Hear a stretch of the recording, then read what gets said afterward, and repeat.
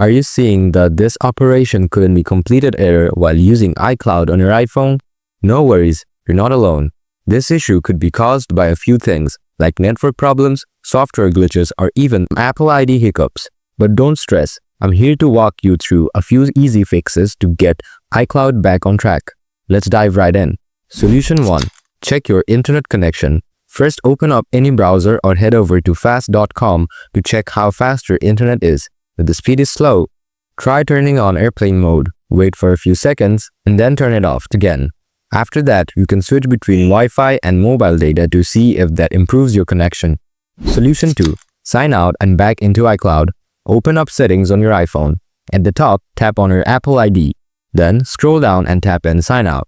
Wait a moment, then sign back in using your Apple ID. Solution 3. Disable and re-enable iCloud Sync. Go to Settings again. Tap your Apple ID at the top and select iCloud. Then tap on See All next to Save to iCloud. Next, tap iCloud Drive. Toggle the iCloud Drive option off. After that, tap on Turn off syncing iCloud Drive.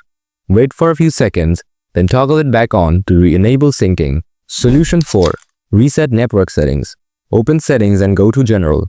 Scroll down and tap on Transfer or Reset iPhone. Tap Reset and then select Reset network settings. You need to enter your passcode, and then tap on Reset network settings again. After that, check if the problem is resolved. By following these steps, you should be able to fix the annoying "this operation couldn't be completed" error on iCloud. If this video helped, make sure to hit that like button. If you've got any questions or need a little extra help, just drop a comment. I'm here to help. Thanks so much for watching, and I'll catch you in the next one. Take care.